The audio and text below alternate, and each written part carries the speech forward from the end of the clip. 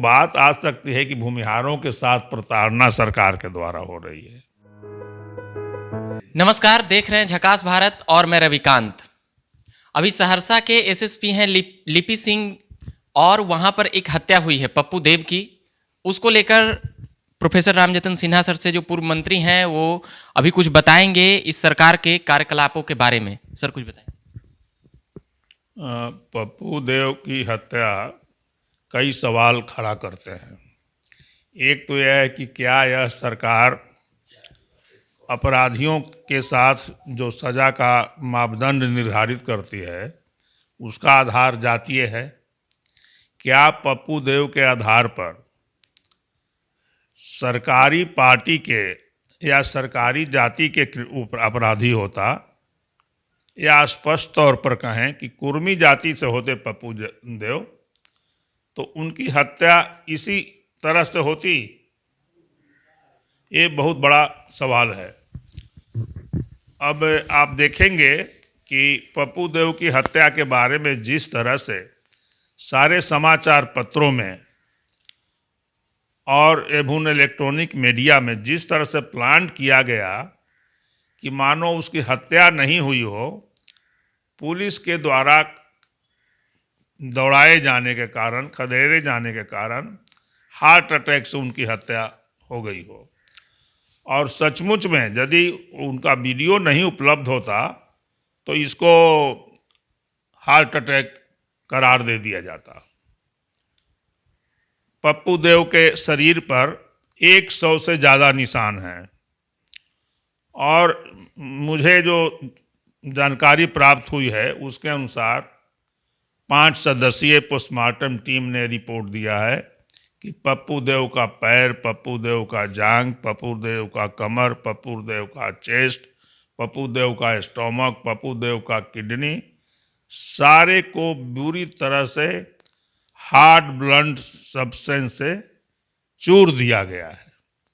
तो इसलिए ऐसे हत्या के मामलों को इस तरह से प्लान कर देना समाचार पत्र में, ये अपने आप में बहुत बड़ा प्रश्न चिन्ह खड़ा करता है।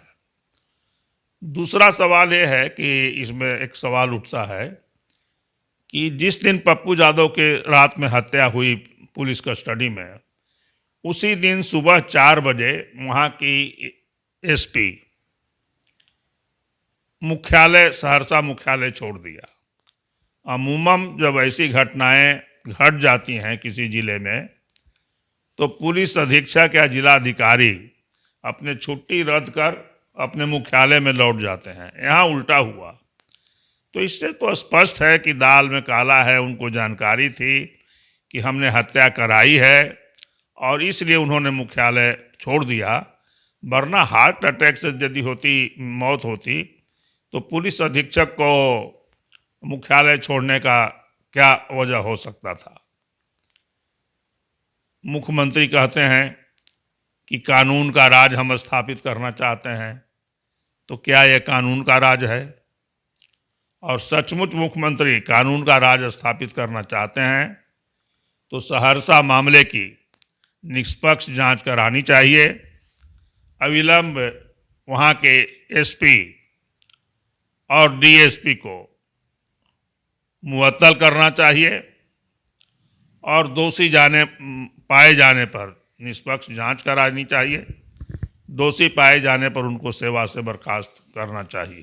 क्या ये सरकार जाति देखकर सरकार और प्रशासन मिलकर प्रताड़ित कर रही है, टारगेट कर रही है जाति को, किसी भी जाति को? तो इसका आखिर क्या मतलब हो सकता है? इसके अपराधी कितना भी बड़ा क्यों न हो, कानून में इतनी ताकत है, कानून में इतनी शक्ति है कि कानून के सहारे उसको बड़ी से बड़ी सजा दी जा सकती है।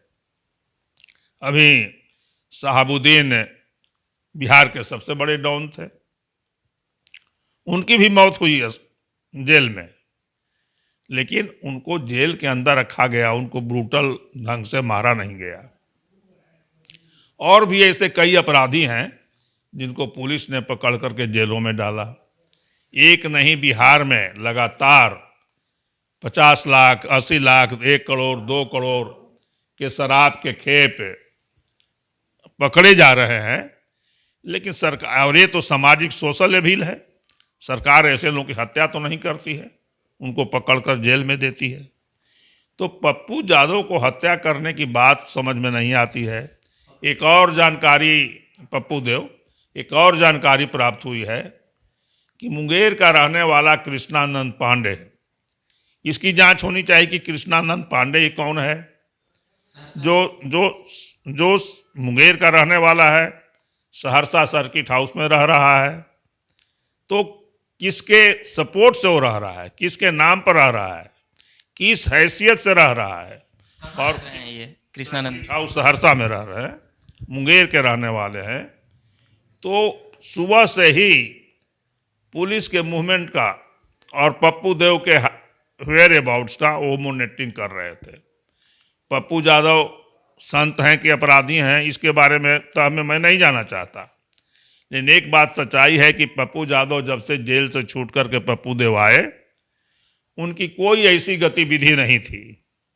और यह बात सत्य से बिल्कुल परे है कि वो कोई ज़मीन का घेराबंदी करना चाहते थे और उसके तैयारी में थे, अपराधी पकड़े गए, ये बिल्कुल गलत है।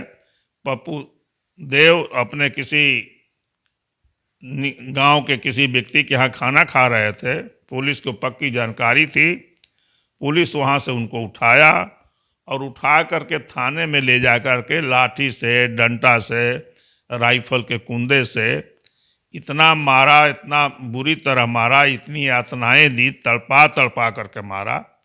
तो इसके पीछे क्या कारण हो सकता है, इसकी भी जांच होनी चाहिए। और मुख्यमंत्री यदि अपना दामन पाक साक रखना चाहते हैं, चूँकि वहाँ के जो एसपी हैं वो नालंदा की रहने वाली हैं, मुख्यमंत्री के गृह जिले का, मुख्यमंत्री सचमुच यदि निष्पक्ष होना चाहते हैं तो इसमें उनको साहस करना चाहिए और कठोर कार्रवाई करनी चाहिए। नीतीश कुमार अपने जाति का मदद करते हैं या जाति के अधिकारी होने के नाते उनका बचाव करते हैं, या फिर आरसीपी सिंह? वो क्या करते हैं ये तो हम नहीं कह सकते, लेकिन एक सवाल है कि क्या पप्पू देव के जगह पर मुख्यमंत्री के कोई सुजातीय अपराधी होता तो उसकी भी हत्या इसी तरह से सहरसा की वर्तमान पुलिस अधीक्षिका इसी पैमाने का इस्तेमाल करके उसकी हत्या करती। पप्पू देव का भूमिहार होने का खामियाजा भुगतना पड़ा।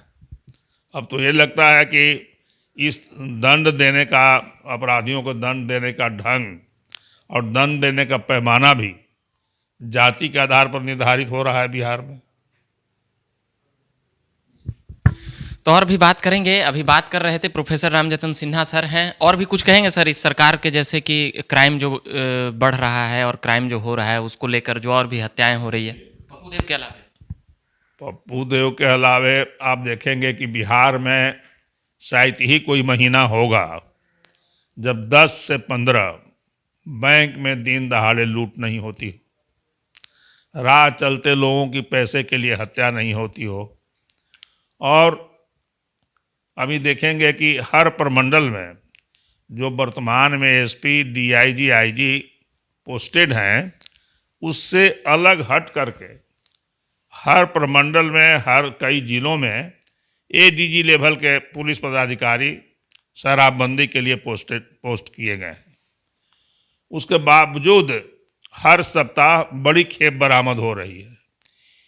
तो छोटे जो ड्राइवर हैं, चपरासी हैं, खलासी हैं, वो तो पकड़े जा रहे हैं, लेकिन कभी पता नहीं चलता है कि वो किसका शराब था, वो कहाँ से आ रहा है। तो मुख्यमंत्री को ऐसी बात तो नहीं कि इन सारी चीज़ों की जानकारी नहीं है। कृष्णानंदन पांडे नाम लिए, तो वो उनके बारे में और कुछ बताएंगे सर? वो सहरसा सर्किट हाउस आप बता रहे हैं, पूरी बातें अभी? पूरी बात जब तक हम आश्वस्त नहीं हो लेते, अभी इतना ही जानकारी प्राप्त हुई है। हम प्रयास करेंगे वहाँ जाने का भी। हमारी कई साथी पटने से बाहर हैं, वो सब आ जाते हैं, तो मैं सहरसा जाऊँगा, क्योंकि यह तो ऐसा है कि अब कहीं किसी की हत्या कर दी जा सकती है। तो इसका तो कारगर विरोध होना चाहिए और इसको हम लोग अंतिम अंजाम तक, परिणति तक ले जाएंगे मामले को। ऐसे केवल सरकार चाहेगी कि लिपापोती करके बैठ जाए तो हम लोग होने नहीं देंगे। चलिए, अभी के लिए इतना ही कहेंगे। बने रहिएगा झकास भारत के साथ। अभी पूर्व मंत्री रामजतन सिन्हा जी से बात कर रहे थे। सहरसा में जो संदिग्ध मौत हुई है पप्पू देव की, उसको लेकर तमाम बातें आ रही है। लिपि सिंह को संदेह के घेरे में देखा जा रहा है। और भी तमाम खबरों और मुद्दों में हम आते रहेंगे। मेरा नाम हुआ रविकांत और कैमरे के पीछे रवि रंजन जी हैं, उनको धन्यवाद कहूँगा और धन्यवाद।